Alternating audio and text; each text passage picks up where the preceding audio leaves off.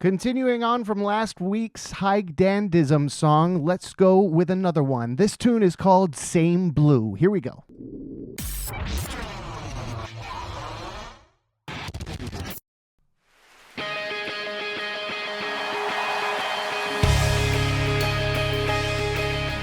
Wow, look at that audience. Size. That stage. Oh, they got horns. Love that screen behind them.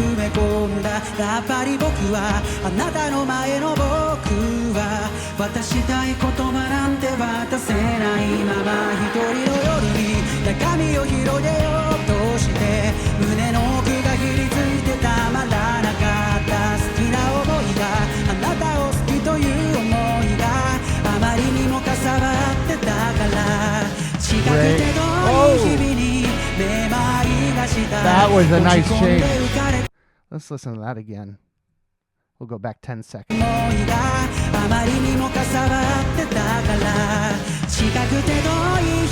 That's nuts.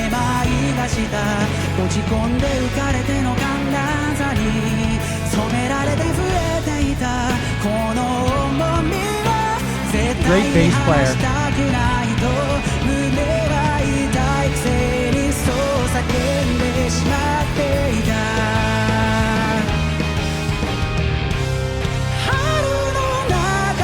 Oh, lovely.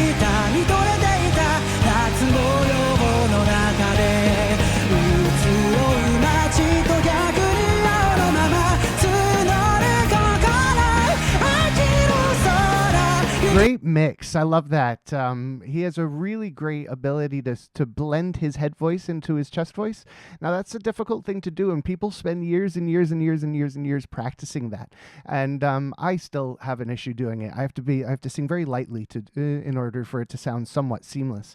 But he goes right up to his head voice, and he places it nice and forward, makes it nice and bright. And then as he comes down, he lightens the tone a little bit, and then jumps into his chest voice.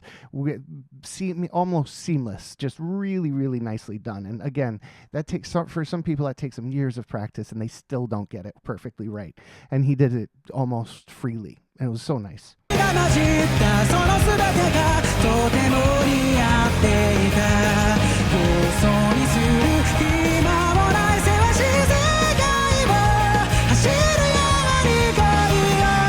he just has a great range.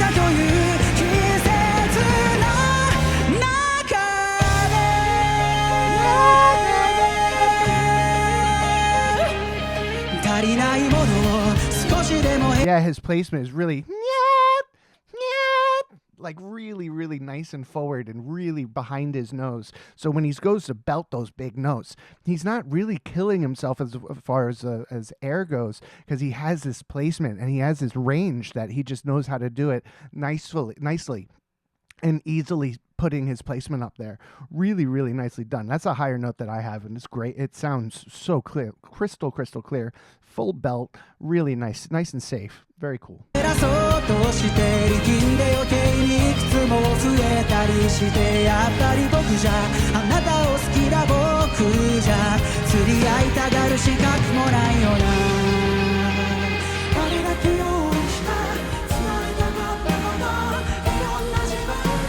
So they're using tracks, which is awesome. They're using tracks, backing tracks, because they don't have a choir behind them. I don't see very many backup singers or anything like that. So they're singing along with the track, which is awesome. Many bands use them, many bands don't. It all depends on their style. It depends on what they like. It depends on how they like to work, because some people just don't like a click in their ear. It drives them nuts, which I could understand. It is literally in your ear. And it doesn't stop. It's the tempo of the music, and it's for you to follow along, so you stay with the track. But it's a huge help when you have a smaller gig, or you have one of these gigs where you don't have access to background singers, you don't have access to an orchestra, to a choir, to a children's choir. You can add these things in along with the track.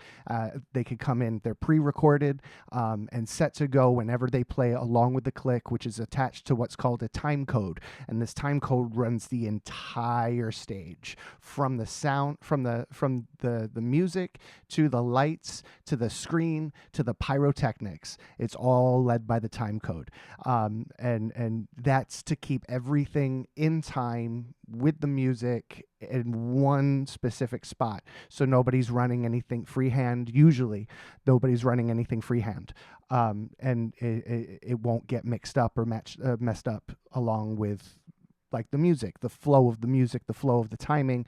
The lights reflect the music. The lights go dim when it's supposed to, go bright when they're ready, things like that. And it's all there. Each one is pre-programmed into the computer as a cue, and it's all set along with the music. And it's just the amount of work that goes into creating something like that is really just so impressive. So if tip of the cap to every single technician that listens to, that watches this, any technician that works in the theater or works in live entertainment. These guys work their asses off, and they're so good at their jobs. So always be appreciative of the tech crew, because you wouldn't get great performances like this.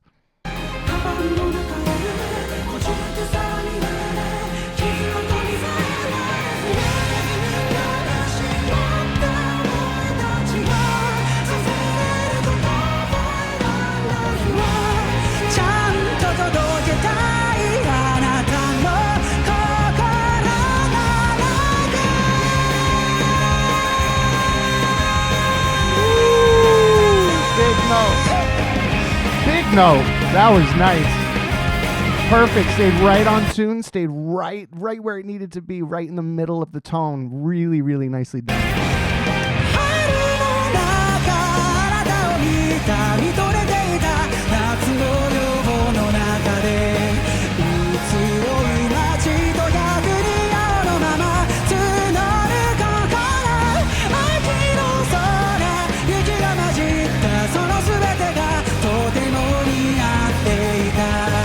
So I don't know if this is a part of an anime series, if this is a song from an anime series. The last Hige Dandism song I did I forgot which one it was. Was it from the toilet one? I don't remember now.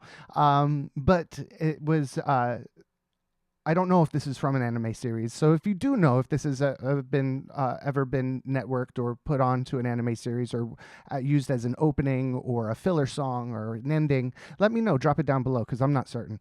I didn't do that. I didn't go that far into the research before doing this. But I do know if it would be a really great tune for an anime series. If you enjoy anime, come on over and join me over on Patreon.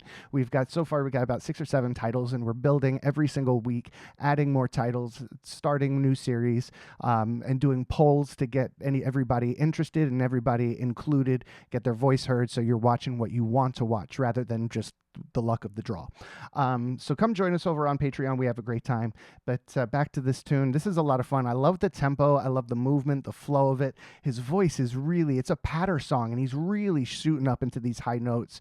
And he held that one big note right smack dab in the middle of the tone, right perfect intonation, and which is hard to do with when you're straight toning. There's no vibrato. He just stayed on a straight tone, and he really nailed it. It was fantastic.